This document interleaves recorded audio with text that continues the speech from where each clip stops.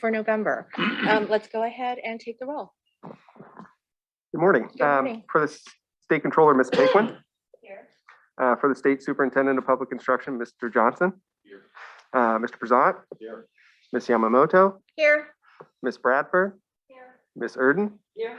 And for the State Treasurer, Ms. Rufino. Present. Madam Chair, you have a quorum. Great, thank you.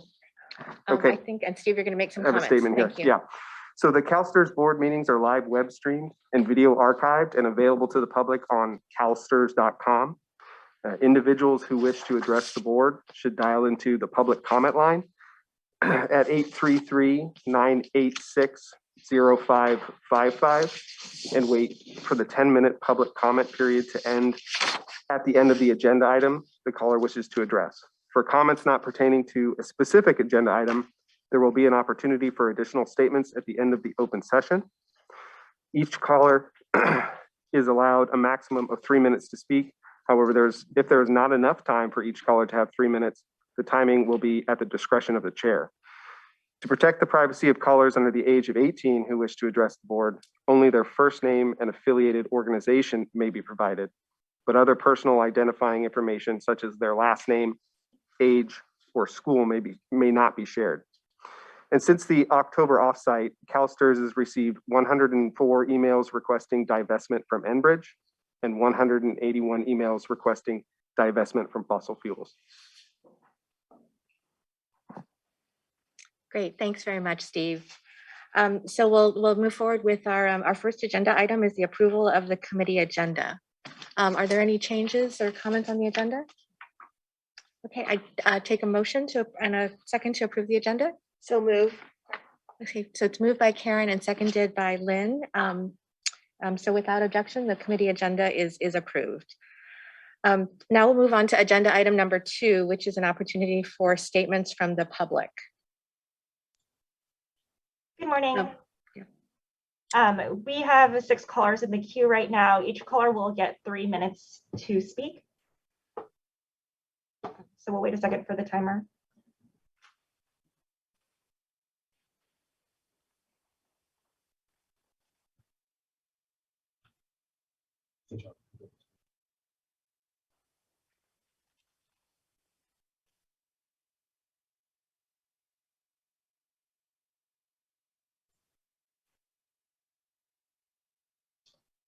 Okay, our first caller will be Alex. Alex, go ahead.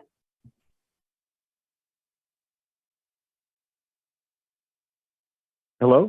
Go ahead, Alex. Oh, hello, how are you doing? My name is Alex Day.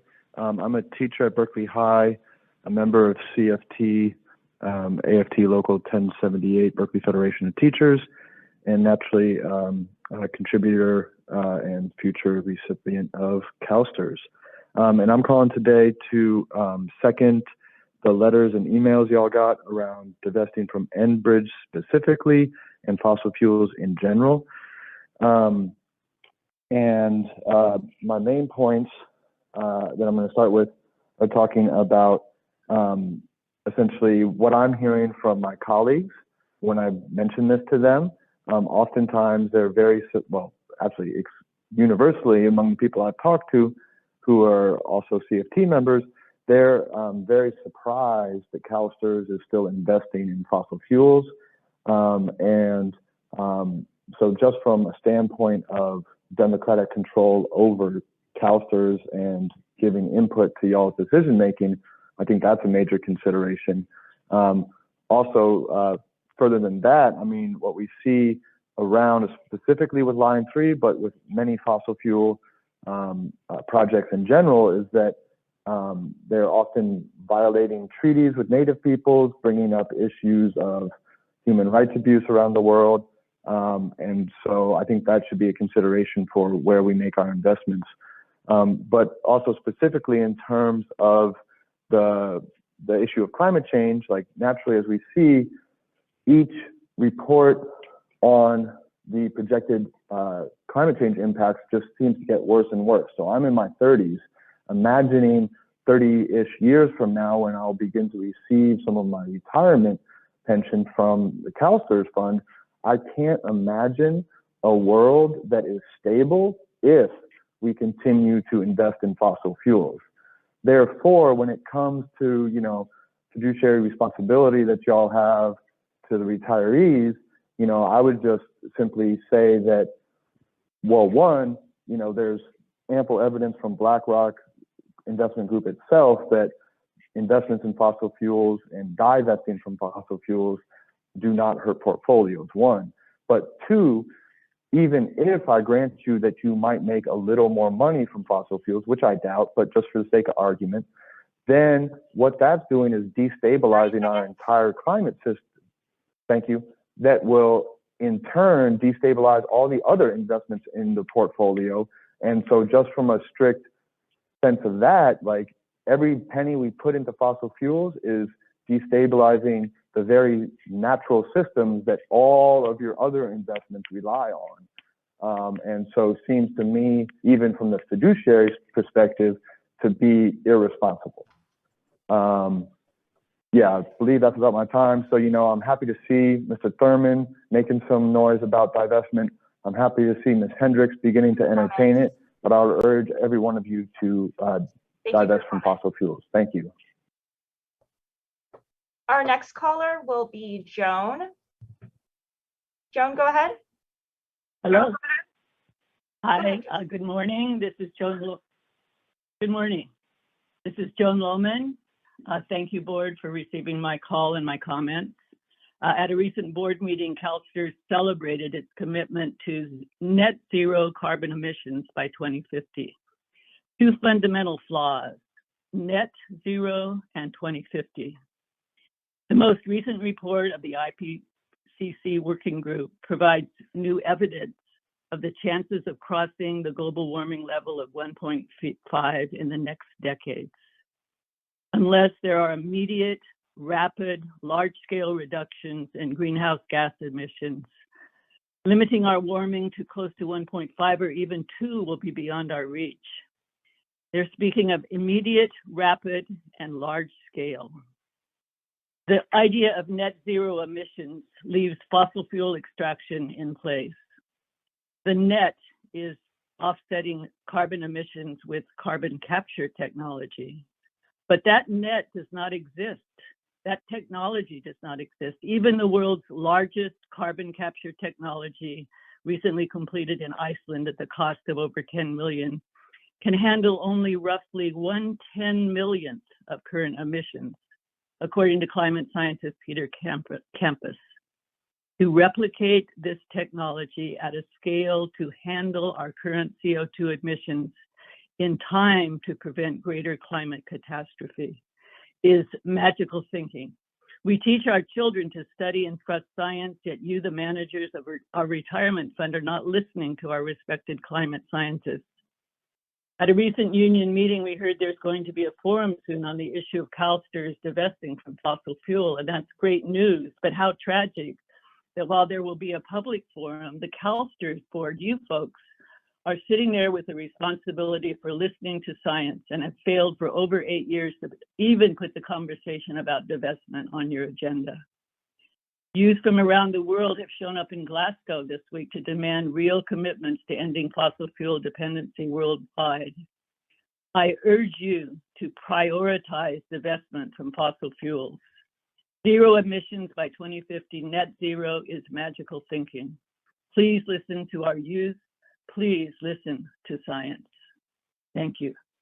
Thank you for your comment.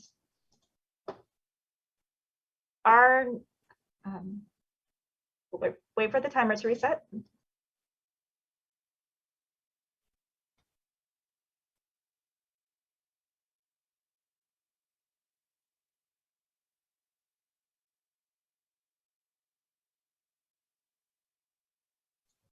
Okay, our next caller will be Paula. Paula, go ahead.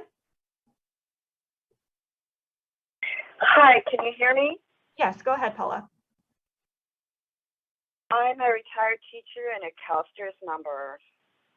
I count on our board members to be stewards of our pension and of our children's future. I'm disappointed in CalSTRS' pledge of net zero by 2050, a target that's too little too late. To prevent a climate catastrophe that will devastate our pensions and our planet. CalSTRS says it's bringing accountability to the oil industry. So why aren't Exxon and Chevron on the list of 8 companies CalSTRS is engaging with to promote its climate agenda? Is that because CalSTRS knows that engagement with Exxon and Chevron is futile? CalSTRS invests over $370 million in ExxonMobil. ExxonMobil operates oil drilling in Kern County and offshore of Santa Barbara and a refinery in Los Angeles. Exxon also owns half of Era Energy, the largest drilling company in California. CalSTRS invests over $350 million in Chevron, which is one of California's largest oil and gas producers, with drilling across the state, including Kern County, and an oil refinery in Richmond. CalSTRS invests in fossil fuel companies that are killing us by spewing poison into our air and leaving toxic chemicals in the water and in the ground.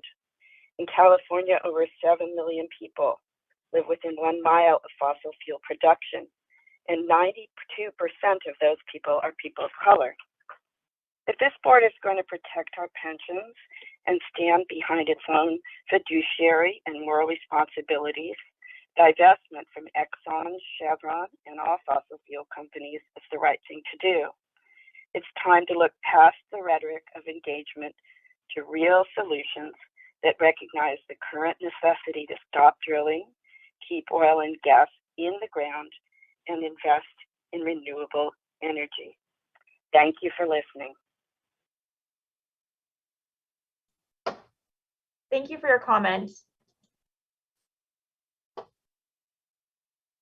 Our next caller will be Lynn. Lynn, go ahead. I'm a retired teacher with CalSTRS.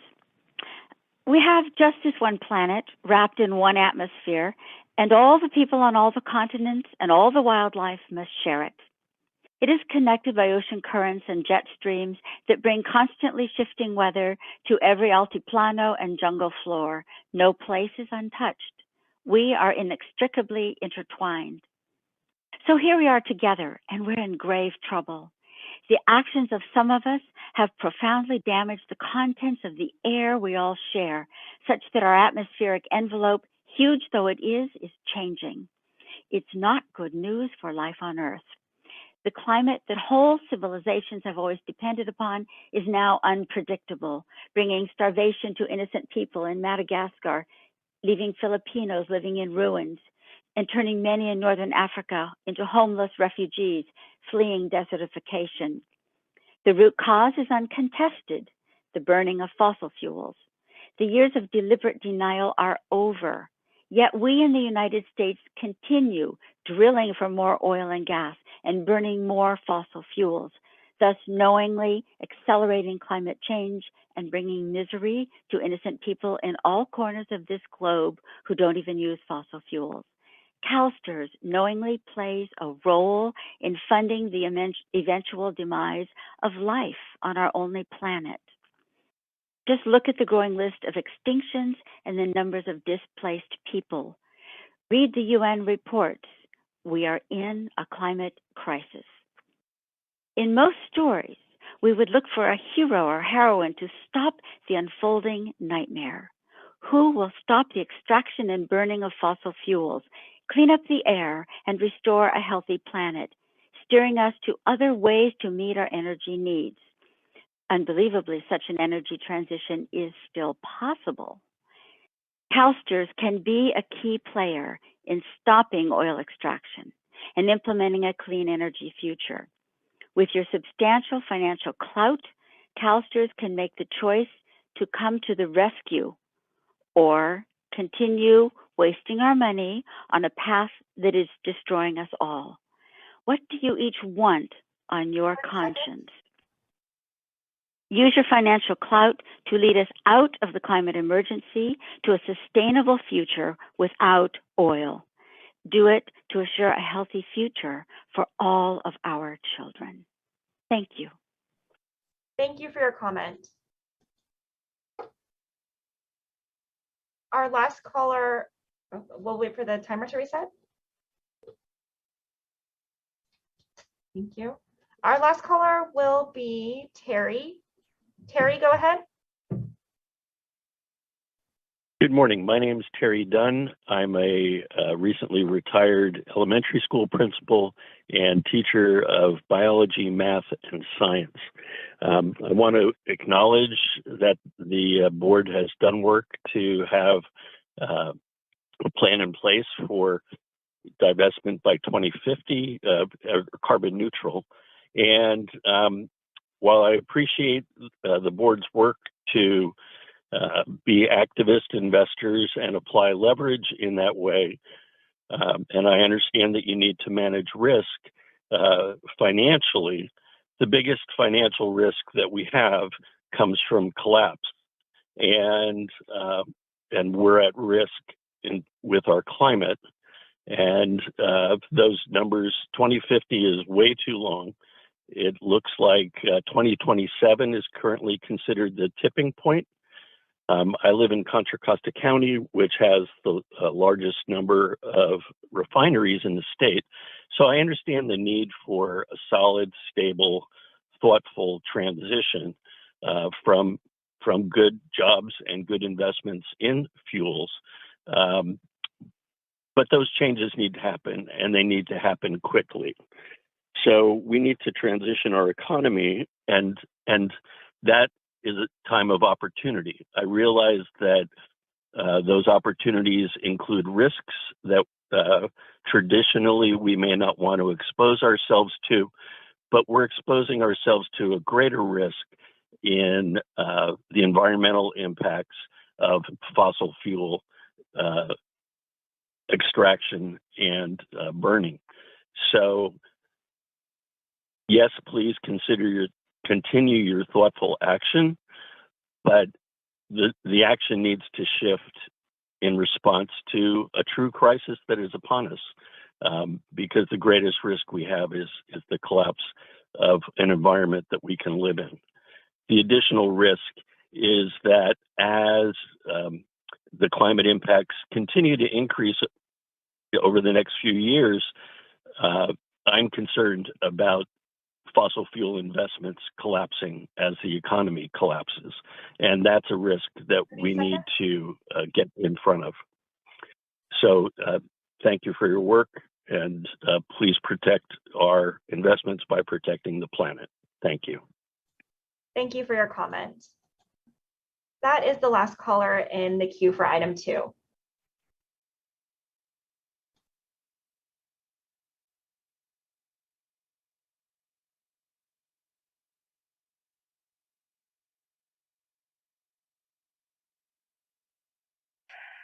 So moving on with our agenda, we have a couple of consent items. We have a consent action item, approval of our September 2021 minutes. Are there any changes or questions on those?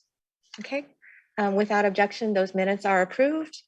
And then agenda item number 5 is a consent agenda information item. Does anyone want to pull that or have questions?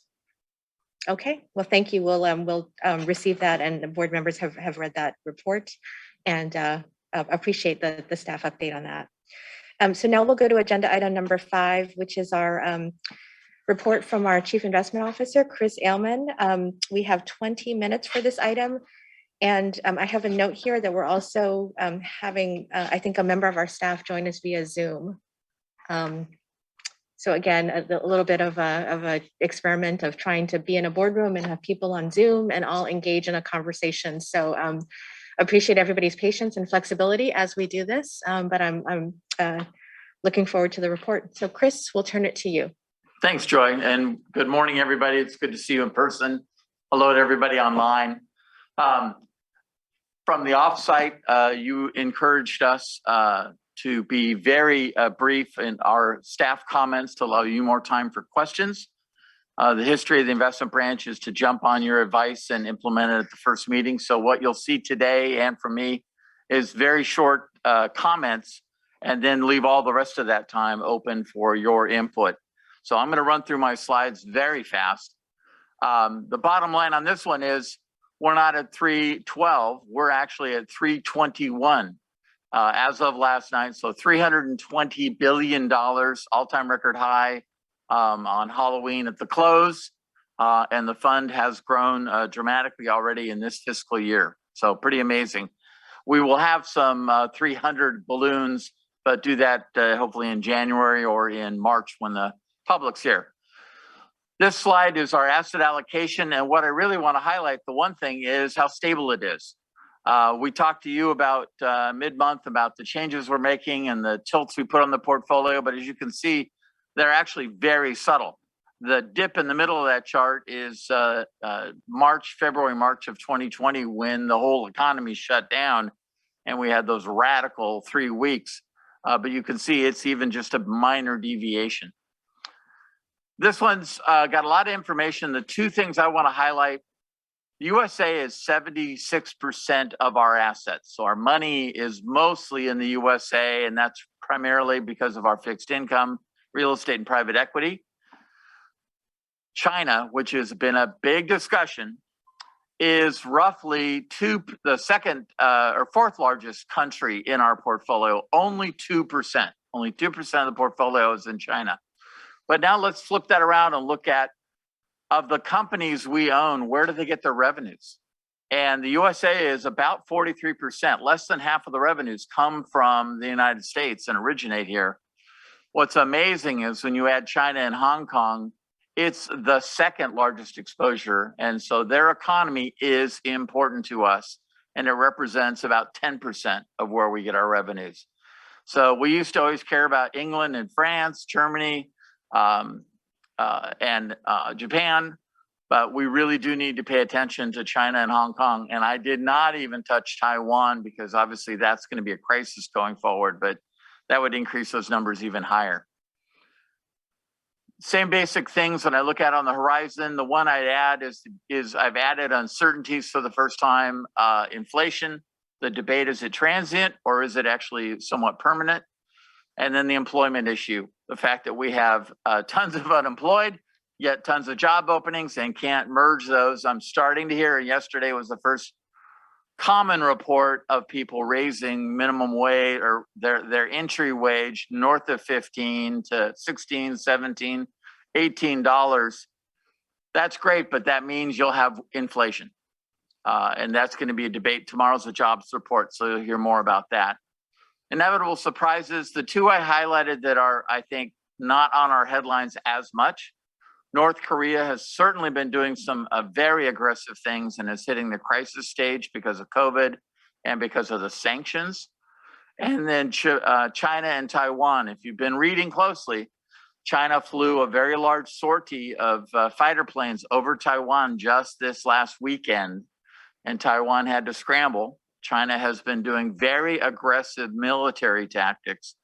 That is a huge hot button for the United States, and I think the average citizen here does not pay nearly as much attention to it. China knows, in their view, they own Taiwan. Taiwan views itself independent. It could take 50 years to resolve that, but what we run the risk is that could happen at any point in time. And that would be a significant disruption, mostly because the earlier chart I showed you that our revenues come from China. And you know the US would want to embargo China and attack China and do all kinds of things. So keep your eyes on that. Last thing I want to, if we can bring the staff person online in a dual format, if April can come up. Rather than bring him all the way in the office, I wanted to introduce as April won the job as our new Director of Investment Services. We had to fill the spot behind her as the Director of Operations, and I'll let you introduce Kelly. Down below, there you go. Thank you, Chris. April Wilcox, I wanted to introduce to you your new Head of Investment Operations, Kelly Chris. He's here on Zoom. He is going to be running the investment operations team, which falls under the investment services umbrella. Kelly has been in operations at CalSTRS for 8 years as an associate portfolio manager. He has strong experience in operational risk and custodial risk. He has 16 years of finance experience and 8 years operations manager at State Street Bank. He has a very strong global network and is known through all of our peers as an operations industry expert. And the other fun fact is he also has 20 years experience as a volunteer firefighter. So congratulations, Kelly.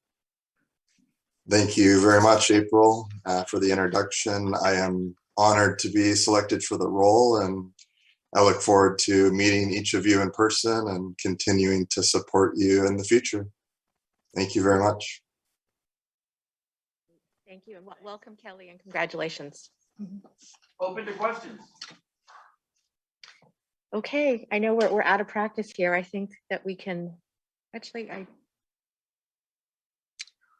I'm not sure that I have the thing on my computer to show who's in queue. As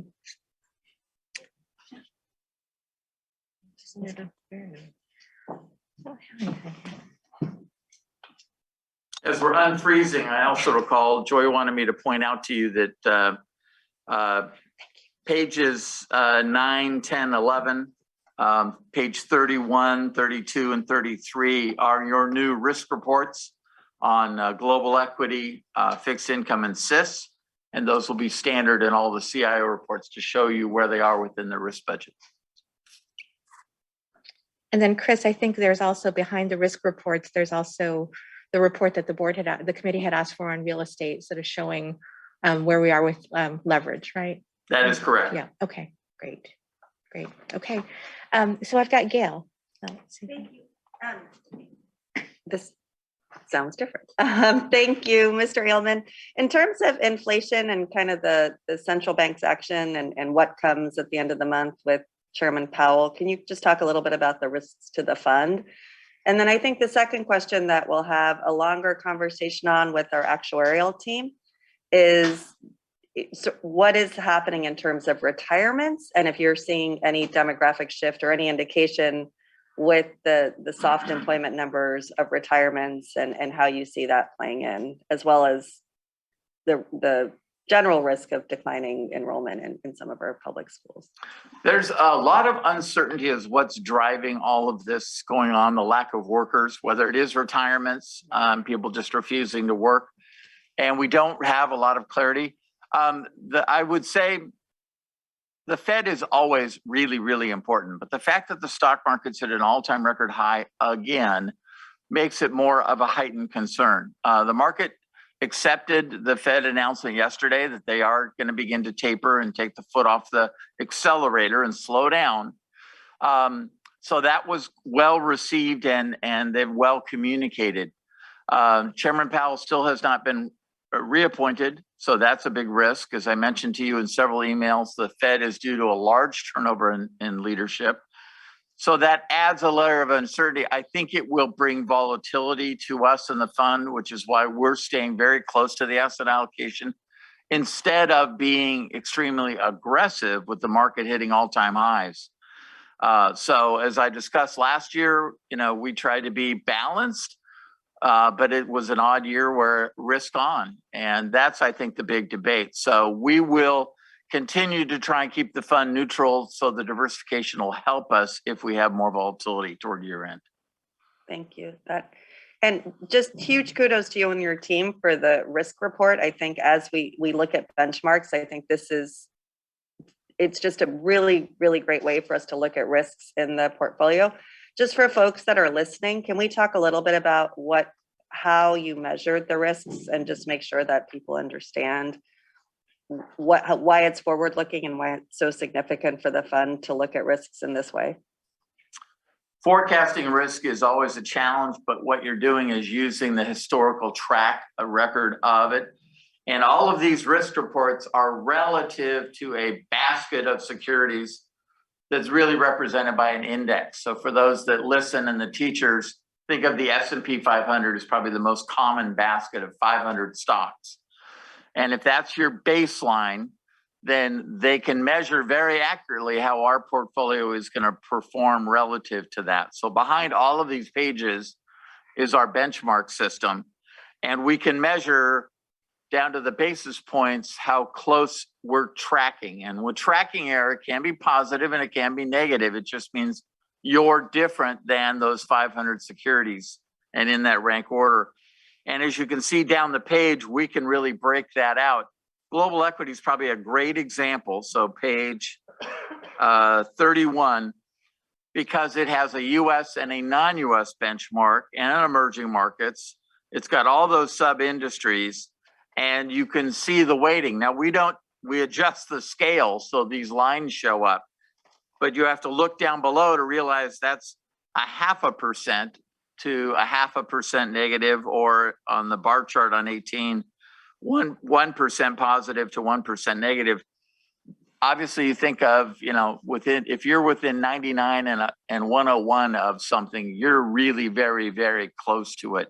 And that's what these represent. And the forward forecast is what we expected to occur. And then you can see on 15 and 16 what was actually realized. Because you're using a historical average of the pattern, you assume the future has some smoothness. We know from real life wearing masks that the future is very uncertain. And so the realized volatility is always going to be a bit wider than what we originally forecast. But this is your tool. We talk a lot about return, but this is your tool on how do we measure risk? Are we taking too much risk to generate a return? Or are we staying within the risk budget you gave us? And big picture at the asset allocation, it's your choice where we take our risk to generate that 7%. And that's in the asset allocation. And then how much risk within each of those categories we take. Thank you. That's really helpful. And then on page 32, we talk about our top holdings. So I do think it's important kind of in terms of how the market is balanced, and just for the public who I do think there's a lot of questions about where our investments mainly are, that when you look at those top 10 exposures, and then when you go on and you look at the exposures writ large of the fund, we are not heavily weighted in fossil fuels. I do think this is a really important point because of how the market generally works. So I do think this risk report is an opportunity to really become educated about how the fund holds assets and how the assets track the market overall, and how then we manage to sort of smooth out the inevitable risks of the market. So I don't know if you want to speak to that just for a second, just in terms of really making sure folks are educated about the meta, or I guess you can't use that word anymore, the macro picture of the fund. So thank you, Gail. The macro picture, look on page 6 of the risk report, which shows you total exposure by security. Now that's specific security of the fund. And no surprise, we have a huge amount of US government bonds. And then followed by stocks, because our largest asset class is global equity. And you're right, both in US and non-US, we tend to own the market, the entire market as a whole. We have a small section that is active. So when people give us advice that this is a bad investment, that's a good investment, very few of our assets are going to try and make that guess, because history has shown us you're more often wrong than you are right, as hard as that is. And as much as TV loves to support active investing, we believe in passive index investing. Flip it forward. And again, we don't change the underlying scale of these charts. So you can see the bars. So they all look kind of equal, but in fact, they're not. When you look at global equity, you realize all of those names are dominated by technology because the market is dominated by technology. We hold Apple not because really we have some great faith in the company. It's because it's the largest stock. And you've heard lately Microsoft is catching it, so our scale would change. It's just simply the largest stock in the US market, and we own the USA. When you look at the other charts below in real estate and private equity, those are our managers. So our concentration in principal is not a specific building, it's a whole portfolio managed by them. But even then you can see that we diversify the portfolio amongst who we work with. So it is a good way to at least look at our large holdings, but we are so diversified. Even our largest concentration in Apple stock and Microsoft is roughly 1% of the fund. And you're right, energy, as energy shrinks in use, it will shrink within our portfolio over time. We saw that with coal. As coal was diminished, it became a smaller and smaller and smaller part of our index and fades away. Thank you. And again, I think this is such a model for how funds can measure risk. I think it's truly, I know what a big task this was as you implemented it, and it's truly phenomenal. So great job to all of you. Credit goes to Geraldine and Josh Dedish and her team. Yay. Great. Good job, Geraldine. Great. Thank you. Thank you, Gail, for those questions. I know, we get this information meeting over meeting, and there's so much that we often talk about that comes before the board as new policies, new initiatives, that it can be easy to overlook and kind of get grounded in some of the underlying information and important information about the fund and what we do. So really appreciate the questions. Thank you. Okay, next we've got Lynn. Good morning.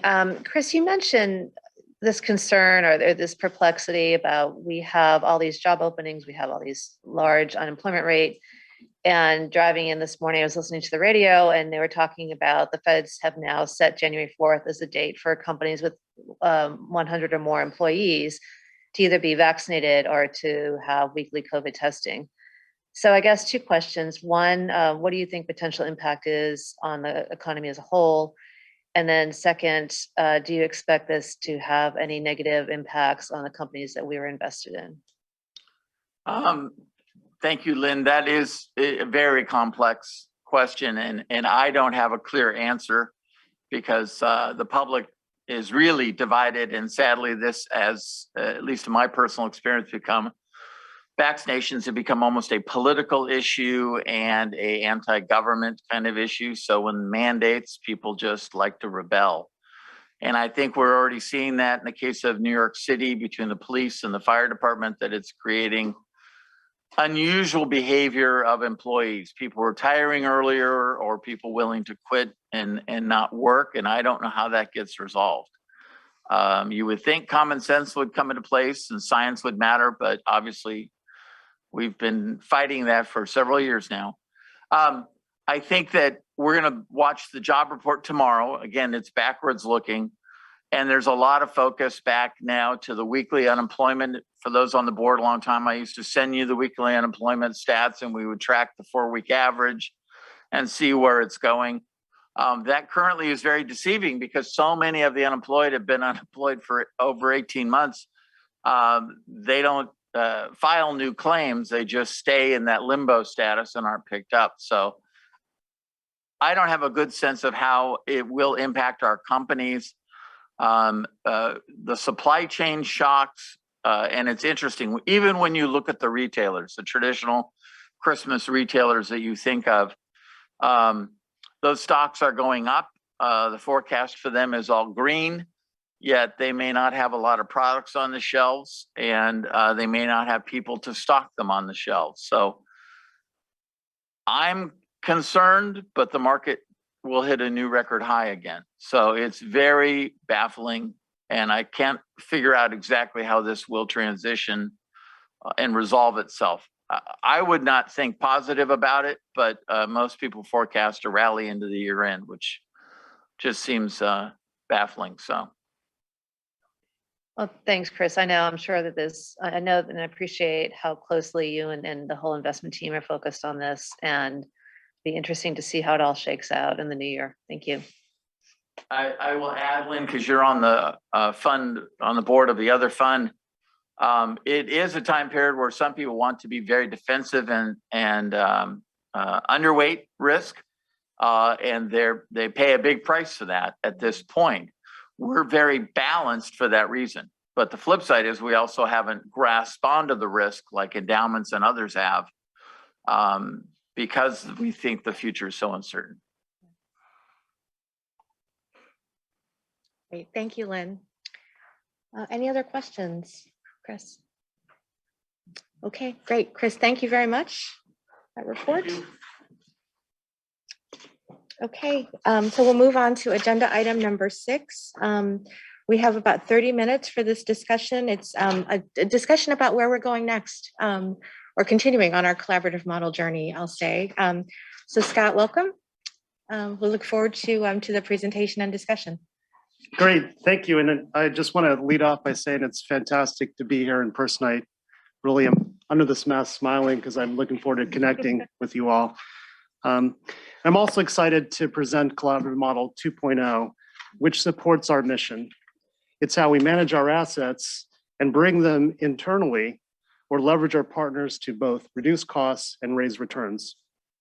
It's working. Last year, we saved over $300 million due to the Collaborative Model, and we generated 2.3% in alpha. And we expect to accomplish even more in Collaborative Model 2.0. So next slide, please. Oh. I'm president, it's not going. Yes, President. Oh, here we go. Great. So the starting point is the vision: to be the global partner of choice so that we have access to the best investments worldwide. What sets us apart is that we take a very flexible approach to managing our assets. And if I were to paint the vision of the end goal of the collaborative model, it's that we can execute at scale and speed with any of the collaborative model strategies across the spectrum or continuum. This would also mean in the vision that we've evolved as an organization that's built not only the necessary resources, but the expertise to manage these changes.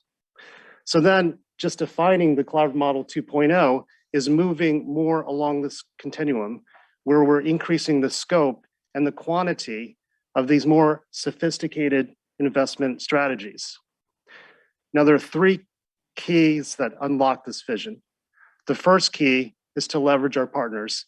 That simply means as we are negotiating these transactions, we're not only going to seek to save costs, but in 2.0, we also seek to share in the profits or ownership. The second key, exploit a one fund advantage. These are opportunities that fall in between the asset classes or go across the asset classes. And if we were to unlock this key, in my mind, we unlocked 20% more opportunities for the fund. The third key is to capitalize on our scale. If we were to increase our position sizes, it's going to lead to greater collaborative model opportunities. And each of these keys unlocks a tremendous amount of opportunities for CalSTRS and value. But now that I've shared that vision and some of the opportunities, what is it going to take to succeed? What are the challenges? Challenge number one is for us to be nimble and responsive. And the competition is forcing us to do that. And I just want to step back and say that we've made a tremendous amount of progress already in the Pillars project, which has strengthened the organization and helped us to be more responsive. But due to the competition, we need to continue to make progress. The second challenge, and this is inherent as we increase the investment complexity, we also need to increase resources, technology, processes, risk controls. All of these things are to say that we need to take a progressive approach. In other words, as we move the investment strategy forward, we also need to move the organization fully forward as well. So let's turn to the next slide, please, or actually, sorry. How are we going to do this? I think we're going to rely on a very successful partnership that we've already forged between the board, the staff, business units, and our consultants. And I just want to thank the board in advance for all of the support they've given us to bring forward these initiatives. In my mind, there are 4 areas to focus on initially as we move forward in 2.0. But before I go into those areas, I just want to tie it all together with one concept. You know that one of the strengths of CalSTRS is that we have deep expertise. We have deep knowledge in each of our individual asset classes. And that's where the opportunities mostly lie, within that asset class. However, we can significantly expand our opportunity set if we were to find ways to bring all of this expertise together and think about it through the lens of the total fund. So the first area, and this goes into the first 2 bullet points about private equity and inflation sensitive, we can unlock scale appropriate to the risk of the total fund. So to give you a quick example, if we were to increase the co-investment limit in private equity to 500 million, that's just 16 basis points of the total fund. It doesn't move the needle from a risk or diversification perspective. However, it increases the co-investment opportunity set by greater than 40%, which is a very large portion. The second area that I want to discuss, and this is in the third regarding innovation and IPMP policies, is that we can take a small step towards this goal of a total fund lens by creating a portfolio that captures opportunities that are in between the asset classes and go across the asset classes. The third area, and this is an ongoing study by my friends at Makita, that we can capitalize on Makita's study to think about how we can align the goals of 2.0 with benchmark and incentives. And by the way, I want to thank Steve and Alan. They've been instrumental in helping me shape some of the concepts here in 2.0, not just the benchmarks. The fourth area, it's not listed on the chart, but there are ongoing needs, areas like human resources and technology. And we're going to bring that forward into the CalSTRS strategic plan, which the board is going to be able to review and approve. And of course, we're also going to focus on continuing to strengthen the organization through the Pillars project. So I just want to end here by saying that Chris and I, we are tremendously excited about leading Collaborative Model 2.0 because we believe we have a great team. We have great talent, not only in the investment division, but across the organization. And we have the talent to make this a success. And I want to thank the board again for all the support that they've already provided. But I think that just like executing 1.0, executing 2.0 is going to lead to the strengthening of the entire organization, as well as helping us achieve our mission. So with that said, I hope I framed it well and would love to open it up for questions.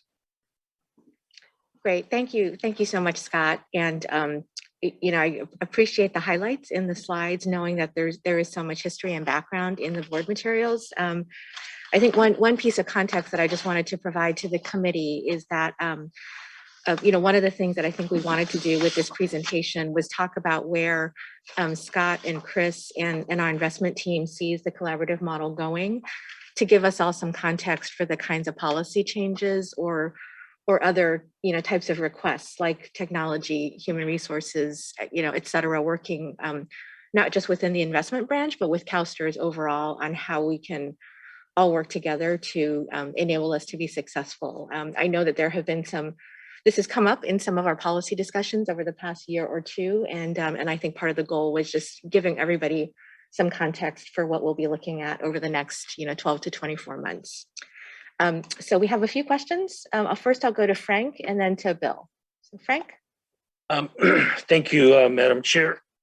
And thank you, Scott. That was very clear report, and it was very encouraging, and congratulations on reporting that we're making, success is ahead of us and we are experiencing it. So that's great. Quick question. Do you think that the current environment is supportive of the collaborative model? And if so, why? And also, what trends will bolster or hinder a move to the collaborative model?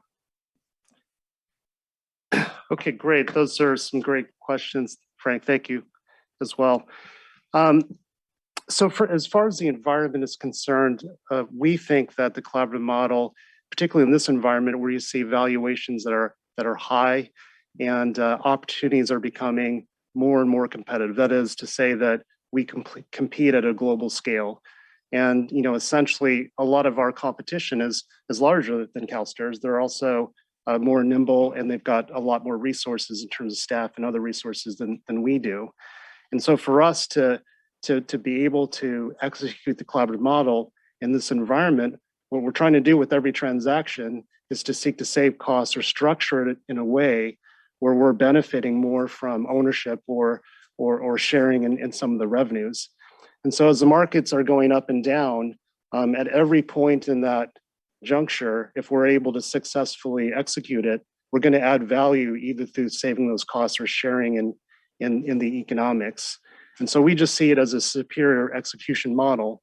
But in there, I was embedding a little bit of our challenge, which is that the challenge for us really is to compete for all of those transactions and to be able to do that at against all of the global competition. So we really need to, try to become a more nimble organization, and we need to, at some junctures, become faster and in some ways be able to do that at scale. So I think those are some of the largest challenges. The other challenges of executing the collaborative model are some of the ones we just talked about internally, because as we increase our investment complexity, we have to make sure that we are managing the risk appropriately, that essentially we have the appropriate compliance controls with the appropriate resources and technology and expertise. And so we have to continue to build that. And it's going to be progressive. In other words, we're going to keep advancing the strategy and then keep moving the organization. But it's an excellent question, so I appreciate it. Thank you. Thank you, Frank. Bill? Thank you. I want to commend the entire organization for having been able to really fuse the collaborative model together and to really execute on all ways, not only the performance of the collaborative model from an investment point of view, but the integration of it into the entire organization. Looking back to 2020, I think you said that we saved about $310 million. Where does that go?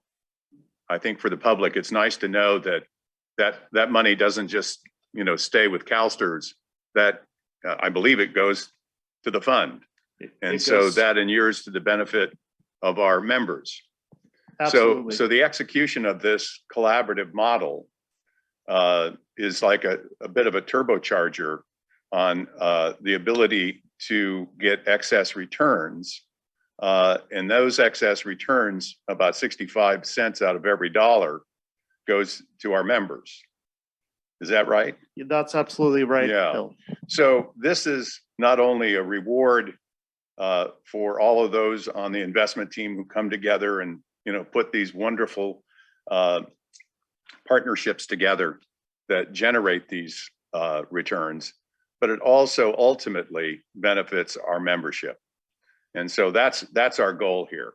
It's not just to generate dollars, it's to generate dollars to pay benefits. And then looking forward, this one fund advantage, if you could elaborate a little bit on the one fund advantage and maybe an example or two. And the reason I asked this question is I recently read where Sequoia, a VC firm in Silicon Valley, has come up with this concept of a one fund, where they not only seed, but they go all the way through the economic cycle of a company to publicly traded securities as well. So if you could address that, please. Yeah, no, absolutely. I think that to your point, Bill, the one fund advantage unlocks a tremendous amount of opportunity for CalSTRS in a world where opportunities are scarce. And like CalSTRS, a lot of our competitors are organized by asset class and have built that expertise. And so for us to find opportunities that traverse those segments, there's less competition in those areas. And to give you a simple example is just thinking from the movement between private and public assets. And so one of the transactions we recently completed is something in between real estate and fixed income. So on the fixed income side, ultimately, we're buying commercial mortgage-backed securities. But on the real estate side, oftentimes we're originating the private lending or private debt. And in between that process, there's a securitization where it goes from private to public hands and it gets tranched off, and some remain private and some of it remains public. What I'm trying to say is what we tried to do is launch one manager who can combine both sides of that. So we're capturing the full spectrum of that value rather than selling it over here and buying it over here and losing some of that value. And the other element is that it gives us a lot more control over and insights into the actual risks that are being taken And so to some degree, we can retain some of those and invest some of that portfolio. And we can also sell off some of that portfolio to the market as well. But that shows you an area where it falls in between our two asset classes. But if we were to connect the two, we capture so much more of that value. And so just as a follow-up, in that particular instance, does sizing of the investment matter since you are really crossing, into two different asset classes? And normally we would look at it, in separate bites. But when you approach it as a single, one fund advantage, you really are combining the bites into one bite. So does that impact the sizing of investments? Well, the sizing will impact our ability to work with partners and negotiate with them. And because we're combining two, I think this starts off with some scale, but could even increase in scale over time. We decided to start with a certain amount though as well, rather than the full amount to progress with this endeavor rather than go all in at once. But to your point, I think scale really helps us to negotiate and to partner with folks in a better way. And just one final question. With regard to the one fund advantage, again, I'm a little focused on that. I don't mean to focus on that alone, but how does that impact the benchmarks? I mean, if you're really, are we really looking for, since we have the integration of various asset classes, how does that impact benchmarking? Well, and I think this is, I'll maybe say a few comments and also turn it over to Steve McCourt to see if he has any. But in this example I just provided you, you'll note that from a fixed income perspective, this might be higher risk than they typically take. But from a real estate perspective, it could be seen as lower risk and lower return. So it's something in between, again, the two asset classes. It's a return, say, something in the neighborhood of 8 to 10%, which is fantastic for CalSTRS, at a risk in between fixed income and real estate, again, acceptable to CalSTRS. But it falls in between those two asset classes and their benchmarks. And so it makes it a little bit more difficult to, for either of the asset classes to take it on. And Steve, I know you have some comments. Microphone still works, I think. Steve McCourt, Nikita.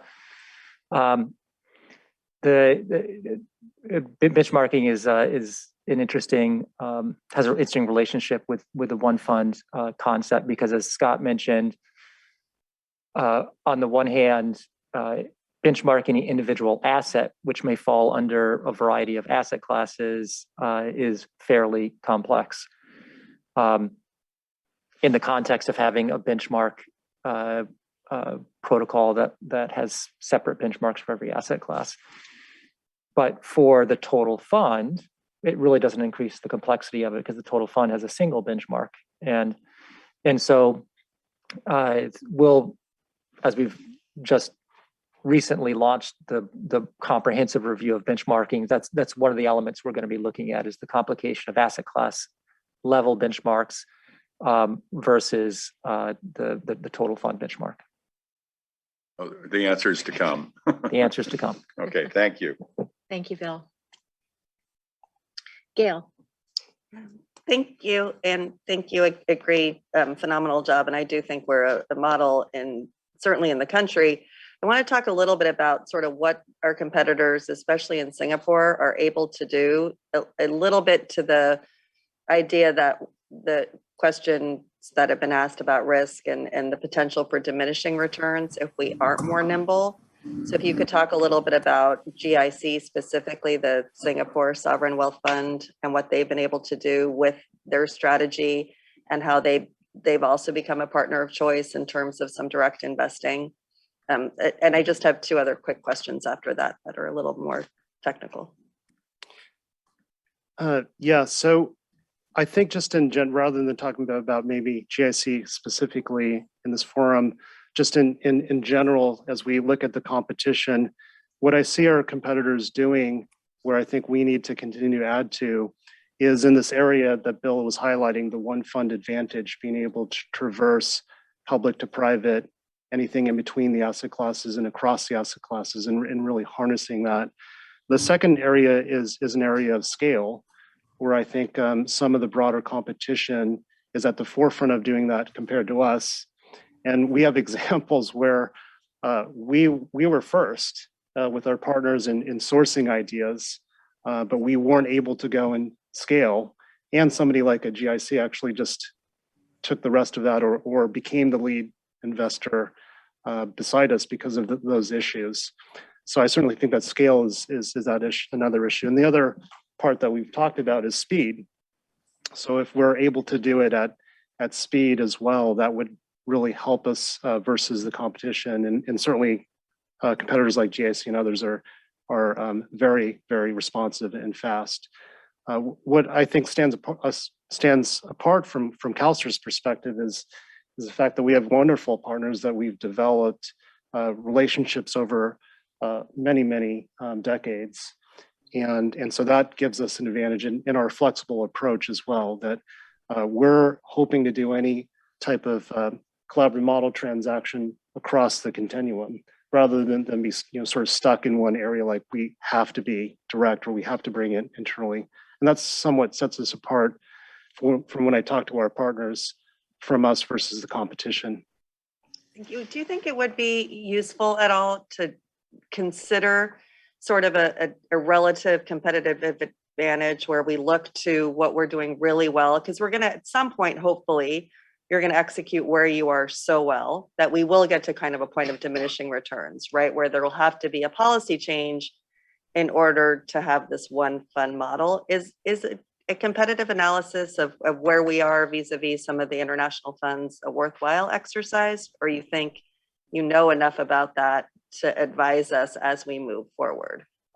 Because our hope, obviously, is that we succeed so well at this that we reach a point where we have to do something to get to that next level. I think that's what Mr. Prezant was speaking to as well.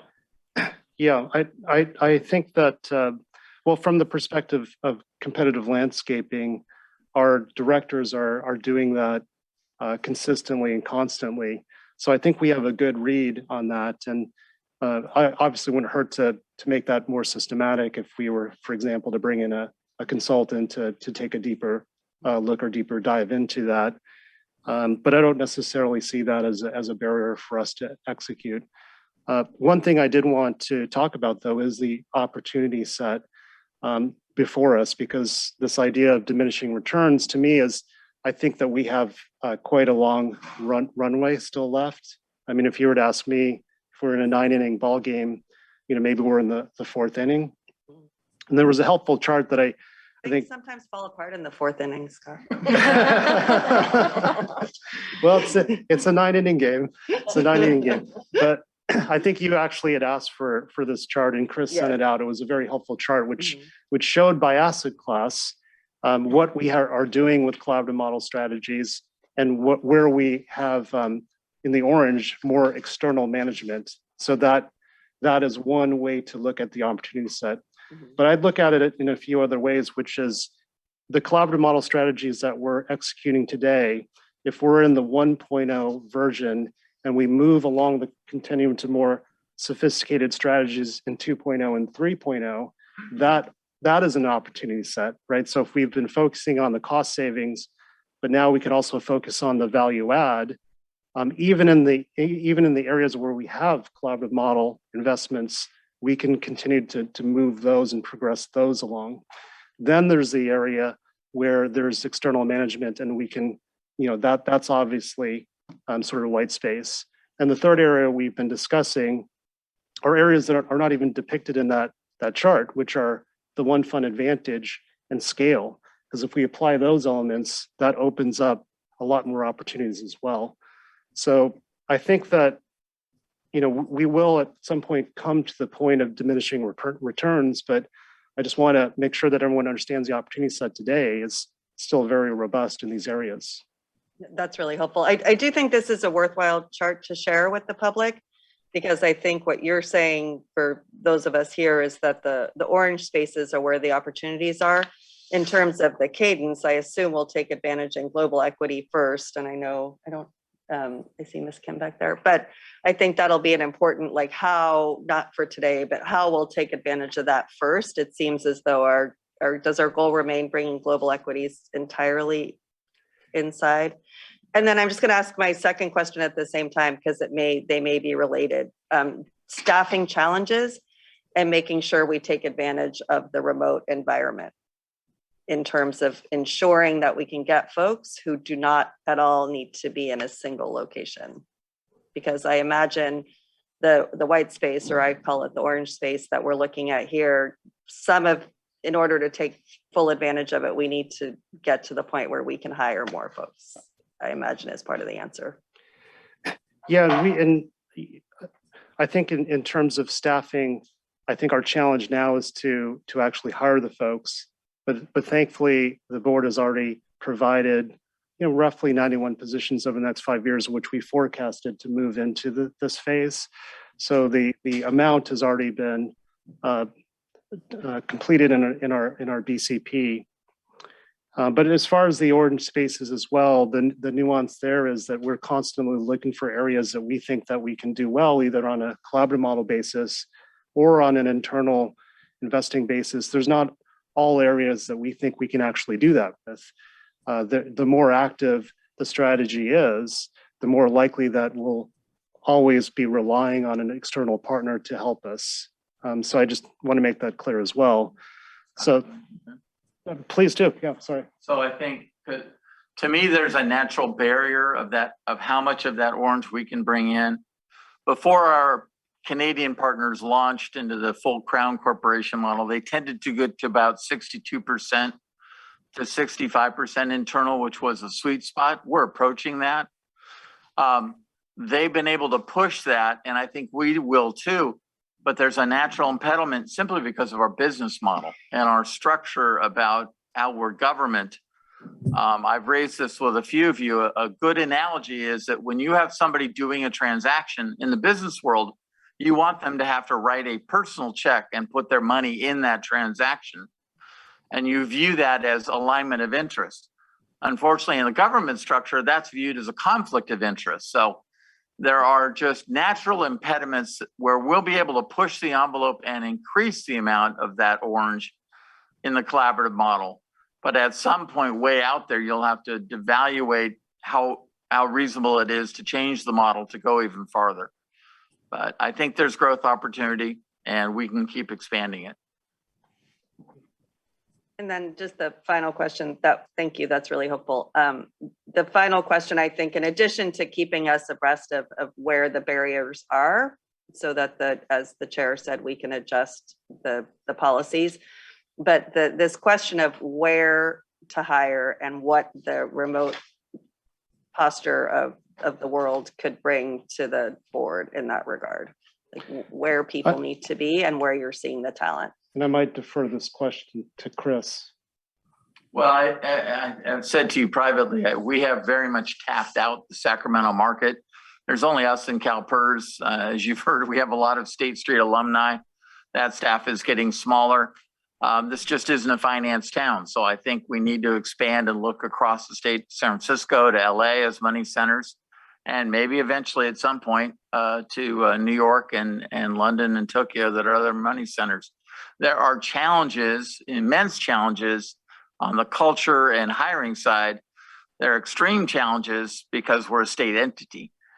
So down the road, but something to very much look at. And we have, as I've said before, with these new positions, really begun to tap into the Bay Area and have captured a lot of talent, such as the gentleman sitting in front of me coming from Albany, which is right next to Berkeley. So it is a rich pool of people. Thank you. Thank you, Gail. So next we have Lynn, and then we'll go to Jennifer and Karen. Lynn? Thank you. And I think just going along with that theme of hiring and this opportunity that we had to expand the hiring pools, and also with the One Fund culture, I think one of the challenges potentially is that CalSTRS has always done a great job of taking young people that come to work here and then giving them opportunities and training and kind of growing a lot of the talent that we have in-house. So how do you see that going forward as we start to expand geographically we have different skill sets. What would be the way that you would kind of envision that this mentoring and promotional opportunities could continue here? Lynn, I think that you've identified a significant challenge, and Chris mentioned it briefly, but as we consider if we were to open up a branch office in another location, I think that we would have to progressively do that. In other words, we're not going to open up a whole bunch of offices right away, but it's very important for us to maintain our culture. As you said, we have a great culture of being able to train younger folks and to be able to move them up in the organization, give them increasing responsibility and grow their talent. And that's a great thing for them. And it's also a great thing for our organization. So the office would be needed to be staffed with senior folks to be able to carry that forward, and enough middle management as well to be able to mentor that staff as well. But that's something that we are deeply concerned about if we move that forward, and something that we're thinking about. So that would be a significant challenge, I believe. Let me jump in. I've spent a significant amount of time talking to one of our really close peers. And around the world, when you say teachers, sadly, they don't think of us. They think of Ontario teachers. But we are, I think, very similar. They're ahead of us on this curve and have had branch offices around the world now. So I've spent a lot of time talking to them about the pros and cons and challenges. The other one I've spent time talking to, oddly enough, is GIC, Government of Singapore. They have over 100 people in San Francisco and a very well-established office, but they feel that challenge as well. So it's not a panacea. Our money managers have offices around the world, so there's a lot of people we can learn from on the pros and cons and what are the best practices. And clearly, as Scott said, rotating senior management through those locations frequently is actually really important. Well, thank you. I'm sorry, I don't want to cut you off. I just wanted to add a comment, but I don't want to stop your. Do you have another go ahead, question? Joy. I think the only other comment I wanted to make is that I think it's important as we explore this issue of hiring additional staff who may be located outside Sacramento. We're also at a time sort of in the world where there are still questions about what the workplace looks like, whether people have offices and go into offices, or whether people work remotely from different locations. So I think it's important to take that into consideration, that the idea of talent who might be located outside Sacramento we don't yet know whether that means opening offices in different locations or being able to tap into talent pools that are outside Sacramento. I think those are there are a number of different things that we need to work through as we look at that. And I appreciate the fact that you're both thinking about this long and hard, because I hope that whatever model that we come up with, we institute it in a thoughtful way at the beginning instead of just hoping that it grows organically. And I also wanted to thank you for the presentation today, Scott. I think that it was really nice to kind of lay out the successes that you've had to date with the Collaborative Model 1.0 and then where we intend to go in the future. And I was looking at this chart that you have on page 2 of the item, I think it's page 50 in the electronic board book. And it kind of shows, it breaks it into Collaborative Model 1.0, 2.0, and 3.0, and then the types of investments in the different phases. And of course, some of them kind of are in both phases. And so my question was, as we start to develop more, and I think that you've done an outstanding job and really thinking about this, starting out with a very realistic picture of what we can do at this point and how we can grow into it, and not trying to envision something whole scale that we would have 10 years from now and then backing into that. I think that's a much harder thing to do. So these upcoming policy changes, would they be focused on the 2.0 model, or would you try to include items, for instance, 3.0, we have operating companies? Yes, no, thank you for that question. I think the way that we envision it, and as we envision policy changes, at one juncture, we don't want to bombard the board and keep bringing back policy changes over and over. But on the other end, it's very progressive. In other words, as we shift into more of these investment strategies, it then necessitates the organizational changes. And so we try to think ahead at least 3 years as we look at these policy changes to give us room to execute. But we also want to be progressive. And so we want to cap that in the sense that we don't want to jump too far forward and provide too much room or capacity to if you will, because we want to make sure that on the other end, the organization is moving in lockstep. All the risk controls, the due diligence, the processes, the things that we're going to need to make those moves as well. And I hope that we'll bring that out during our presentations for these policy changes as well, so that you not only get an understanding of the strategy, but how the organization is moving on these fronts to get us to a point where hopefully you feel comfortable with the changes at a policy level. I really appreciate that, because I think the risk controls are really important. And I think being able to address the policy needs in a way that, we have clarity on the next couple of years, what we need to do and what the opportunities are. But I think it is really difficult if we're trying to project what's going to happen 10 years from now. And that's a lot more difficult. So thank you. Great. Thank you, Lynn. Thank you, Lynn. So next is Jennifer and then Karen. Thank you, Joy. And thank you, Scott, and everyone. Great presentation, and I'll add my congrats on the results to date. I think, given the questions and mindful of time, I might make 2 comments actually. One is just that from I know how real the competition is for deals, and how critical it is to stay in your lane as well. As a deal person, in the sweet spot of our comparative advantage, to be reliable, and that exists at scale, and it exists across in the one fund strategy.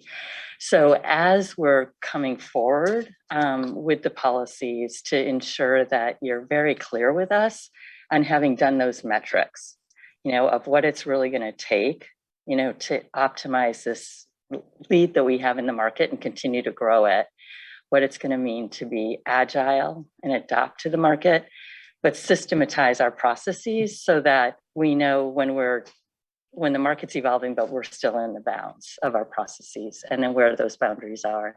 I think it would really help, because it's critical that we can act with certainty, reliably, and speed, but also know when to walk away, as we have done. Okay, great. No, thank you for those comments. We'll address those as well when we get to the policies we bring forward. Great. And then in addition, as we go to the benchmarking on the incentives, which came up already too, I think ensuring as well that we have the incentives in place for doing a deal, which shows clear collaborative model savings. But also, we know sometimes you do want to walk away, and there will be times in the market where it's better to walk away. And so ensuring, as we look at incentives, that we capture that nuance of them as well. Okay, great. Thank you, Jennifer. Thank you, Jennifer. Really helpful comment, I think, to think about as we're thinking about these policies that are coming to us, in addition to your comments, Lynn. So thank you. Okay, Karen. Okay, hi. Thanks, Scott and team, for the report, and thanks also for the pre-meeting conversations that we had. And the thing that always kind of triggers a red flag for me is the word risk. And, it kind of worries me, and I know that worries David and Rick and all those too. But we talked about the risks, we talked about the challenges, we talked about the opportunities. But all through this presentation, this item, the word technology came up. So, we're going through this big, massive pension solution project. And so for Collaborative Model 2.0 to be successful, how will that impact the pension solution project? Will it? Does it create another massive data project going on? How do you see that working in? Well, thanks for the question. I don't believe that we will be impacted by the pension solution project or things with that.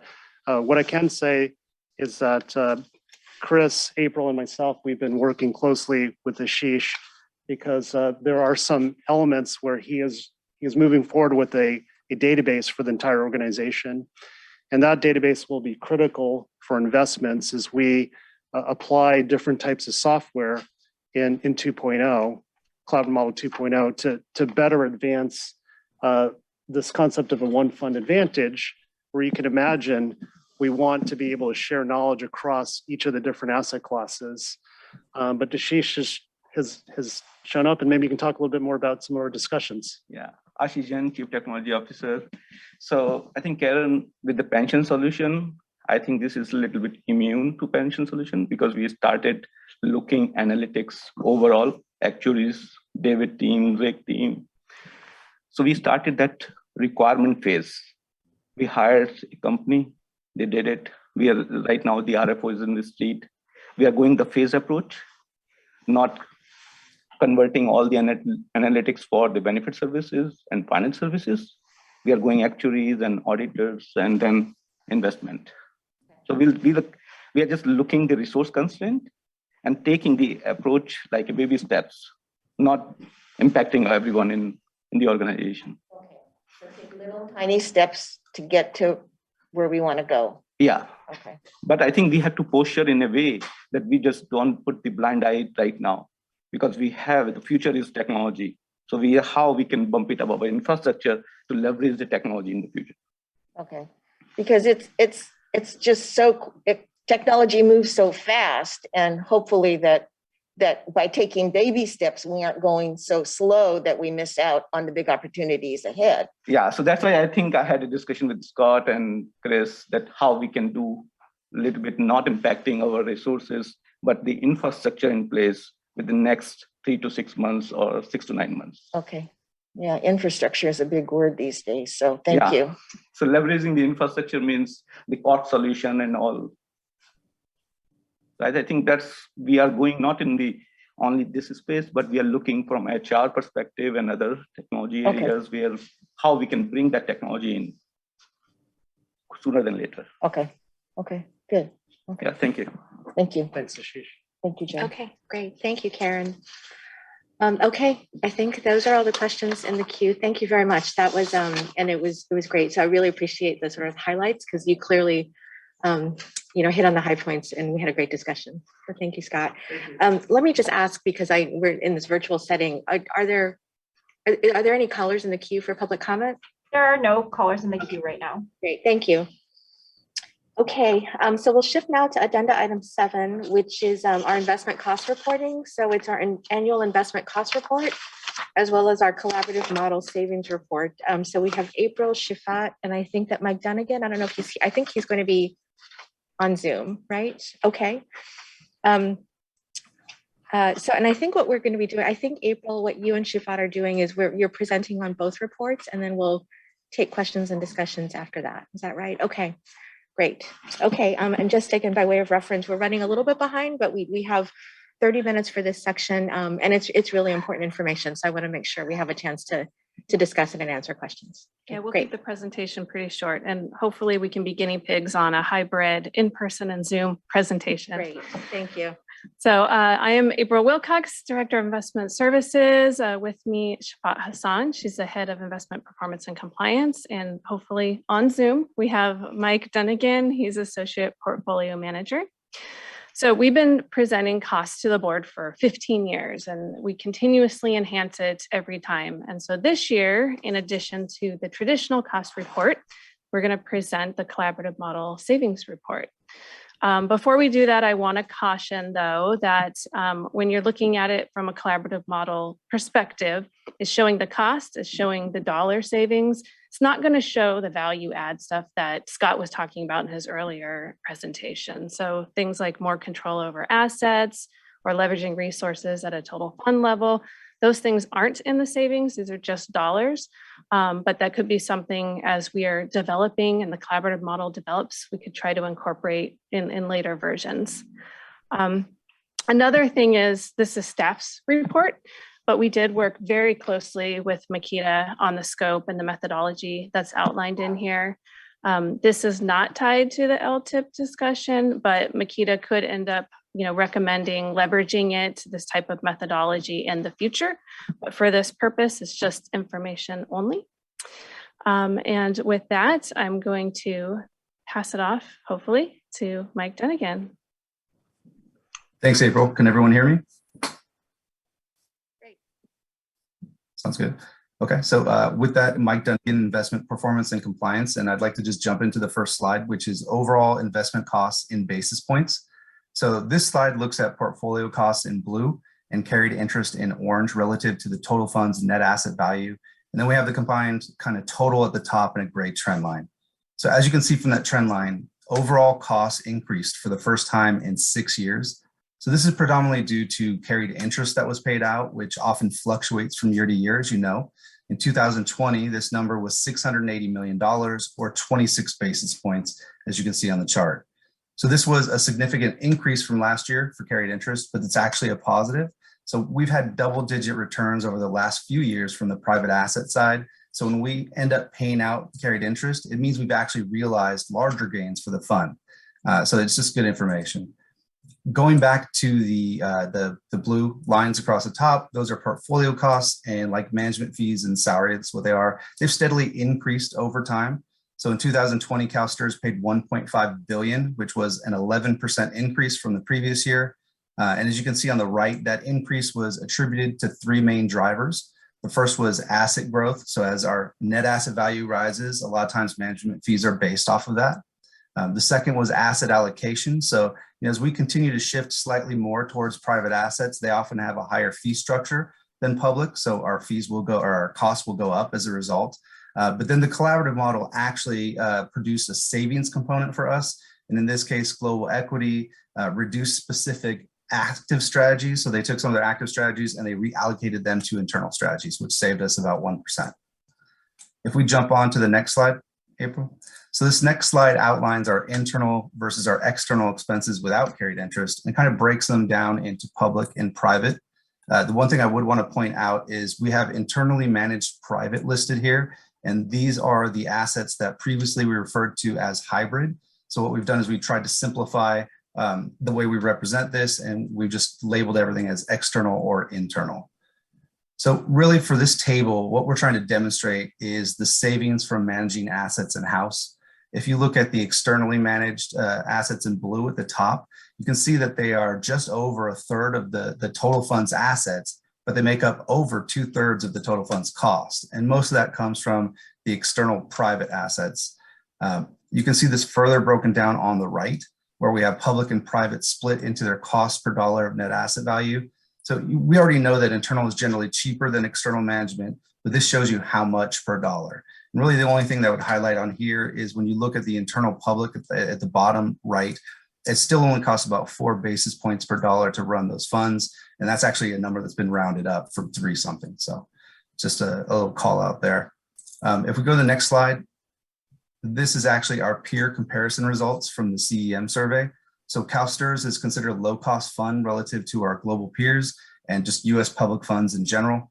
As you can see, we saved 11.6 basis points versus our expected cost, and that accounts for a savings of around $300 million. With that, I'm actually going to turn it over to Shafat, and she's going to talk about the capture ratio. Thank you, Mike. Shafat Hassan, good morning, everybody.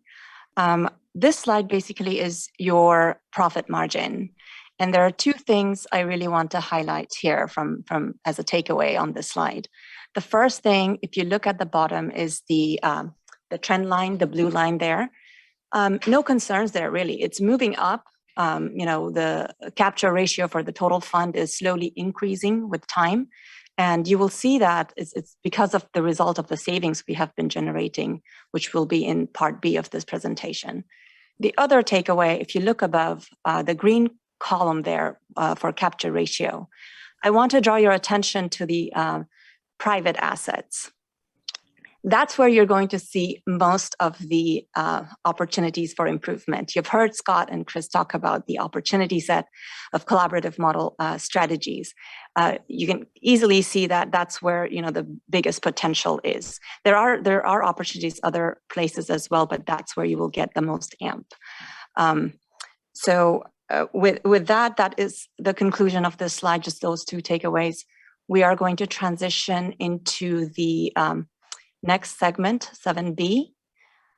But before we do that, I just want to leave you with one thought and echo what April said. In this presentation, we are looking at costs. We're going to be looking at savings. those are just the two components of, the broader discussion about collaborative model strategies. The returns is the other component, raising them, which was in the last column on the previous slide. So collaborative model savings. I'm so pleased to be presenting this to you all today. I don't know if you can tell from behind the mask, but I'm very thrilled to bring this to you. On the screen, what you have is an outline of the scope and methodology. We prepared this report based on recommendations and requests from many of you, but I can see how this will be used as a very powerful management tool over time. The scope and methodology has been heavily discussed with Makita, as April mentioned. We had lots and lots and lots of conversations, a lot of vetting. But what we came down to, when you look at the methodology, we came down to a very conservative approach, which Mike will be going into in a little bit. In a little bit. And then on the scope, we talked about what should be in the scope, what shouldn't be in the scope. And what we have here is we gave you the world. We have the private investment savings, we have savings from the public markets, and we have the relationship rebate agreements. So you can see the full picture of where the savings are being generated from. So with that, I'm going to hand it back to Mike, who will go over the methodology. Great, thanks, Shafat. So like Shafat mentioned, the report actually goes into detail on the methodology. So I'm just going to highlight the concept for you here. But really this first iteration, it's intended to be a conservative estimate. So it's an estimate, and we were as conservative as possible in calculating this number. So this model actually focuses on taking our current collaborative investment structures and compares them against a similar investment structure. For example, let's say co-invest. Generally, each co-invest has a sponsor fund. So you can directly compare any management fees that are associated with a co-invest, if it has any. And you can compare it to the management fees of the sponsor fund, calculate the difference on the fees right there. And if that co-invest actually sells off pieces of its investment and realizes a gain, we can actually calculate what that would have paid in carried interest had it been in the sponsor fund. And that's how we generate the savings figure for the private side. Now for internal management, we do something a little similar, but we actually calculate internal management rate. And really this is made up for the internal portfolios. It's made up of internal salaries and then costs related to running a portfolio, like the trading and risk systems. So we calculate that number, and then we reached out to all the external managers and we asked for bids on basically similar strategies. And now we have two rates to compare, and we calculate the difference with that. So now that we've talked about what the methodology is, let's actually jump to the next slide and look at some of these numbers. So this graph, and I know we're keeping this short, but the thing that pops out the most to me, obviously, is that 4-year total savings figure of $781 million. So that works out to be an average annual savings of $195 million a year. The graph, if we go back to it in dark blue, it shows that we have steadily continued to increase our savings on the management fees over this time. And that really is telling us that we've continued to invest in more collaborative structures. So the more we move towards collaborative structures, we would anticipate, if rates or if the NAV stays that high, that we would see that savings. Now, if we focusing on 2020, I know it was mentioned a couple of times in presentations earlier on the amount of savings. This savings was well above our 4-year average, partially because we have more collaborative investments now than we did, at the beginning of this timetable. But it's really the carried interest figure. And you can see in light blue, there's a huge carried interest amount. And really, this is multiple collaborative structures that recognize gains over the year. It added over 100 million in carry savings, which is very significant. So just like we talked about the cost report, where we had a high carry payout number on expenses, we also see it on the savings side too, because we've started to invest in these collaborative structures that don't have the same carry fees. So when we take that carried interest amount, we add it to the management fee, you're talking about $300 million savings for 2020, and that has a direct impact on our fund return. It added 12 basis points to the total return. And so I think that's important to call out that our return was 12 basis points higher because we were in these collaborative strategies. And like I said, we said we're going to be quick on this. So I'm actually going to defer to Makita if they have any comments they want to make, and then to the board for questions. Great. Thank you, Mike. Steve McCourt, Makita.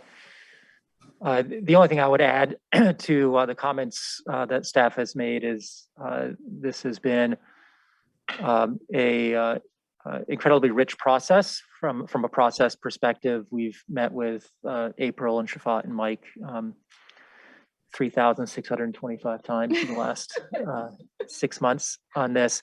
And there was a lot of thought sort of at the policy level of how to design a cost savings model that can capture the savings from collaborative, a lot of good thinking around that. But as importantly, Mike just did an unbelievable job in the level of detail that he got line item by line item. And if there's one sort of takeaway from this, I'd like you all to understand and appreciate is the model that Mike and staff has built here is a bottom-up model, asset by asset. So there's a lot of assumptions built into the savings, but there's not a lot of assumptions built into the actual investments you're invested in. And the model's been built in a way that, while it's a lot of work getting it up and going this year, hopefully that work can now be leveraged in future years to make calculations more streamlined. So from our perspective, very comprehensive, very nice work. Happy to answer any questions. Wonderful. Thank you. Thanks for your comments, Steve, and all of the time you spend with our staff. And April, Shafat, and Mike, thank you very much. It's I think we've spent time in the past talking about our annual cost report, where we've really been leading the industry in terms of what we've been doing and what we've been disclosing, and to now go the next step with also illustrating where we are with our collaborative model savings is really incredible. So thank you. So we do have a few questions. I'll go to Bill first and then Jennifer. April, Shafat, it makes me smile through this mask as well to listen to this report, because I remember a couple of years ago, we were just sort of stumbling our way into how to figure out the cost savings. And this has really been a remarkably robust attack on that. And it's very, very informative, and the results are great. One of the elements of the collaborative model that has been employed is also creating enterprises in which there is an equity interest held by CalSTRS. And, we do not calculate the value of that equity interest in determining cost savings today, do we? No, I believe that value isn't added, but if there is any type of revenue sharing where we're actually getting revenue and income from those types of investments, then those will be added at this current report. That's But I cash think flow out of the enterprise. the value right? add that you were talking about are things on our next versions. We're going to try to think about how do we capture and develop that. Yeah, the valuation of the enterprise. Okay, Correct. and that would go into this report as well. We'll Okay, see. great, thanks. Great. Thank you, Bill. Jennifer? I'll add my thanks. I know how hard it is to capture this information, and the work by Pearl, Shafat, and Mike is incredible, really. I would just pick up on the opening comments that April made in closing, and Shafat made as well. And I'm the new person here, the second newest person here, and I just have a harder time looking at costs in isolation. We do so, and our costs will go up as we move more into alternative assets. Our returns have also gone up. So I don't know what others think. I just would ask you to at least continue to make the comments that you've made to put the context in place, and make everyone aware that these numbers will go up, but that's not necessarily a bad thing. And so if something should be added to the report to note that, I would be supportive of that as one person. Great. No, I see heads nodding, mine as well, under the mask. I think that's a good point. And I think that both, April, you and Shafat touched on it. Mike called it out when he went over the cost report, pointing out where we saw increases, but how those were attributable to the increase in assets that we have, as well as our increased allocation in private markets. But I think finding a way to call that out maybe more explicitly, or if there are follow-on communications that we do about this, I think that's a great suggestion. One other quick one. I know it is so hard to get these cost extractions from these large partners when the whole world is trying to invest with them. And I know our team has done a great job of that through fee negotiations, through SMAs. And is that captured? That's captured as well as part of the bottoms up, where is that? That's right. And where we have, okay, great. So that's all captured in the actual number. And then additionally, the savings for the collaborative model are captured. Okay, terrific. Thank you. I just want to make a quick comment going back to your initial thought about, including and looking at returns along with savings and costs. I mean, if you look at the capture ratio, I think that kind of tells you one side of the story. And we try to put the returns on the right, on the column next to it. And totally agree with every comment that you've, Joy and Jennifer, you've both said. So we are trying to figure out how we can merge the two and give you a holistic picture. So more to come on that. Great. Wonderful. Thank you. Gail. Thank you. I share my kudos, and I'm really excited to see both of you there. It's just fantastic. In terms of the cost question, I do think, Mr. McCourt, you had some ideas just at looking potentially like what factors impact the trend. I think to Ms. Urden's point, that could be really helpful to have a section of the cost report in there, just trends of costs and where they're going generally in the future. Certainly nothing to be done now. And that may actually reduce the amount of information we're asking for from our partners, which I think could actually be potentially helpful. And that way you could have a trend section. And likewise, I'm interested sort of in the expenses side of it. Obviously expenses increase because for the same reasons Ms. Urden was talking about, but understanding those in the same context. So now that we have sort of I think we need a cost trend section as we grow. And again, this is phenomenal and nothing until the future. And then also like a comparison of expenses, because eventually that's when all three of these pieces come together. I think that's when we'll have more of a totality and we'll widen our aperture in terms of the view. So if those are two things, I don't think you need to answer them now at all, but if in the future, if we could consider those going forward, I think it would just make it seems impossible, but even better in terms of the information. So just to build on that. And congratulations. Great. Thank you, Gail. Next we have Karen and then Frank. Okay. Thank you. Great report. Just a kind of a clarification for me. So just to kind of follow on with what Gail said about the cost report. So we spend more money, we invest more money, so then our expenses increase. And so the capture ratio is X amount of percentage, right? And so the more we have to subtract the management fees, right? And then we get the capture ratio. So as we increase everything, then the capture ratio will basically stay the same if we're doing the same amount of conscientious work and things like that, right? So it wouldn't change the percentage of the capture ratio. Say, for instance, like the global equity, 99%. So even if we're spending more, if we're investing more, the expenses are more, then the capture ratio will basically be the same as what we want it to be. Am I understanding that correctly? So it doesn't affect the percentage of the capture ratio, right? If we're doing the things that we want to do.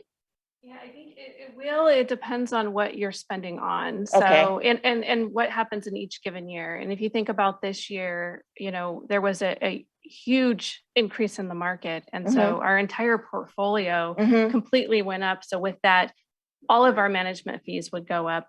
If you're in a year where the market is more stable and we're making more collaborative investments, then you're not going to see our costs going up. You'll be seeing the savings going up and the capture ratio going down.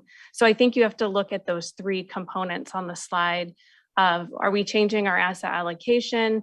is our total assets doing, and how much collaborative investing are we doing? And any three of those will end up really going into the capture ratio and if that will go up or down. Okay, good. And then another thing, I think I asked this previously, but the listing of the asset classes are only like 5 or 4 or whatever. And I think I mentioned it. So what happens to the other ones? Where did they go? Did the collaborative model have any effect on them? So that was one of the questions that I asked staff, and you said that because there was no effect, there was not a listing. Yeah, and that was a good question. And, in the future, we're going to list all of them, so it's a little bit clearer. But on that table, you can look up, if you know the page number. We're page showing 8 of the write-up. Yeah. Yeah, it's in the write-up. Thank you. So we're showing the asset classes that are having collaborative model savings. So there's things like our cash portfolio. It's not doing any type of collaborative model investment. So instead of putting zeros on there, we just didn't put on there.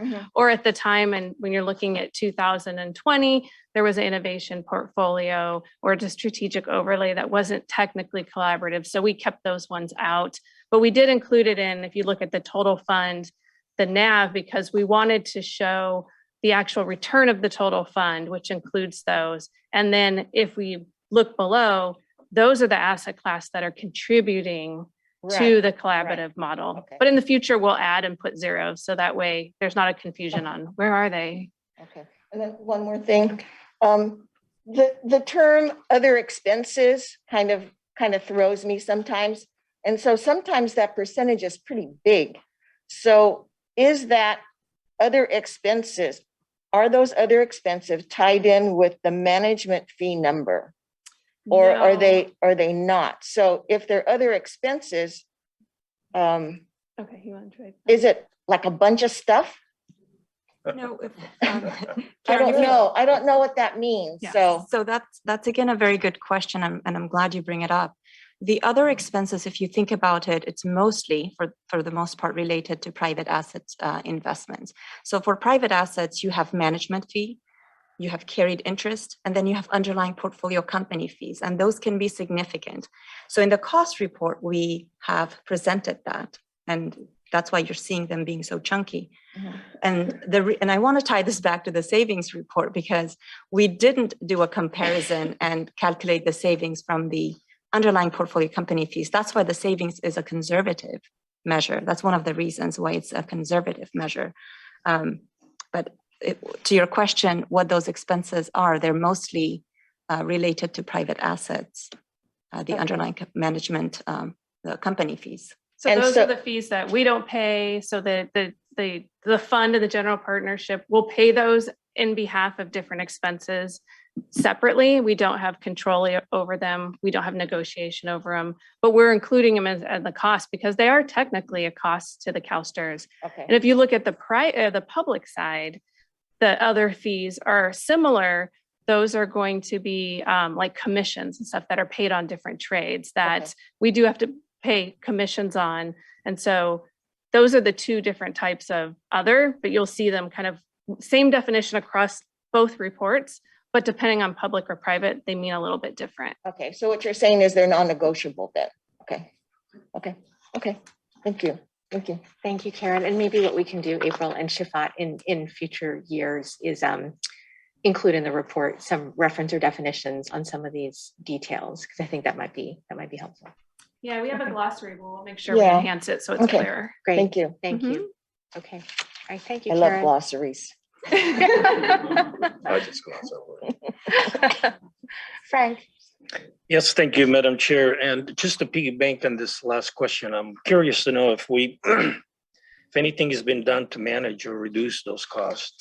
But before you answer, I'd be remiss if I didn't. I wanted to add on behalf of the treasurer congratulates you. And even though she's not here, but I trust me in spirit, she's smiling behind the mask as well. And congratulate the whole team, Ms. Wilcox, Ms. Hassan, Mike and Makita and the entire team. $781 million. It may be job change for the state, but they're huge. huge accomplishment. So It is congrats. not Well, good, see? Absolutely. So, also, in addition to the previous question, I'm just curious to know, are there any asset classes where costs are higher than expected? So regarding any ideas of managing the other expenses, I'll have to defer that. Do you know that, Chris, or someone of private asset class? Is there any way that we can negotiate those types of expenses and moving forward on them? Everybody's been trying to, and I've said for a long time, the 2 and 20 model is broken for size. Smaller investors are still having to pay that. Unfortunately, every time Wall Street creates a new product, they seem to grab that same template. Hedge funds are now finally breaking that, even the popular ones. Venture capital is going the other way. It's going to 3 and 30, 3 and 35. So size matters and helps, but infrastructure is a lot lower. Thankfully, it started at 2 and 20, and now it's down at like 1 and 15. But it's still, there's too much capital in this world floating, which is why it's driving people to want to do their own deals and their own teams to control it. So we'll find, and I'm worried about the future of sustainable investing. The way we structure those is really going to be important, because a lot of those are going to be very long-term stable investments that just can't take a heavy fee load and generate a proper return. Complex question, and in some asset classes like real estate, which is still local, then you can negotiate and size matters. But especially in the big global assets, fees start pretty high, and that's where size, and as we've all said throughout this, the ability to be nimble, quick, be a good partner, but a respected partner is absolutely critical. Thank you, Chris. Thank you. I can address the next question you had, Frank, about expectations on any asset class. I can say that, most of the asset classes we have seen on a basis point basis, the cost to go down. Specifically, one I want to highlight is CIS. I know Christy's in the audience, as they have been shifting from activist strategies into sustainable managers. We have seen significant decrease. One area, in some of the private assets, you do see the basis points go up, and that's expected. That's business as usual. That's the J-curve effect. So we do look at this and scrutinize and ask ourselves why the costs are going up or down. So good question. Thank you. Great. Thank you. Thank you very much, Frank. Okay, well, again, Mike, I think you're still with us. I see you online. Shafat and April, thank you very much. Great work as always. And as I think, as the in the profile of how our business works, it, continues to evolve, as Chris was talking about, as we continue to work on the collaborative savings or the collaborative model.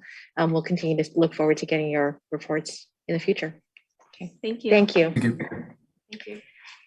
Samantha, are there any callers in queue for public comment? There are no callers in the queue right now. Okay, great. All right, well, we're getting to toward the end of our open session. So the next item is agenda item 8, which is a review of information requests. Steve, did you have anything listed? So Madam Chair, just on the last item here, we had a number of requests for certain information to be included in the next or future cost reports. The first request for additional information or context with respect to the cost increase within the report and how they're relative to revenue or return increases. Information on what are the factors that impact cost trends and expense trends. A request to include all asset classes within the report, as well as to kind of clarify some of the definitions in the glossary with respect to other expenses. Thank you. Thank you. Thank you, great. Okay, agenda item 9, our agenda for the next committee meeting. Chris, anything you want to highlight? I just want to highlight, Joy and Sharon have suggested the investment committee follow what the board's doing, which is putting consent toward the end of the agenda. So if there, and we're putting more items on consent. So if you do want to pull them, just to highlight, you'd have to do it. So we'll flip flop that. There's a couple of items that won't be ready by January, so we're going to put those off to May. And so we'll be changing the agenda a little bit, but basically it will be a shorter meeting and focused in on discussions about 2 policies and if you want, and then just updates on the engagement plan for next year. And we'll use the same format of short presentations and ample time for you to have discussions and questions. Okay, great. I think no questions there. Oh, sorry, Joy, one more. Yes. So I apologize. The other instruction Joy and Sharon want, which I think you talked about at the offsite, we'll reorder the agenda so that the big 3 agenda items are the first ones you take up. We'll have to figure out what we do with closed session because it's awkward to flip in and out of closed session, but I'll push the important items at the front and the request list for my CIO report to always be first. Might not be in the big 3, but then we'll jump to the meat of the agenda right there. Great. Okay. Thank you, Chris. Okay, Samantha, just checking to make sure there are no callers in queue for public comment. There are no callers in the queue. Okay, great. Well, that brings our open session to a close. We are a little bit behind. It's 10:37. Why don't we say that closed session will open at 10:50. Okay. Okay. We're gonna have it here. Yeah, and are we, I actually don't know. Are we meeting in closed session here back in this room? Anybody know? Yes, we are. We are, okay. Yes. Yes, we are. Okay. Maybe here or maybe in the room. We are meeting here in the boardroom, not in the caucus room. Right here. Okay. The voice from Yes. above. Thank you, God.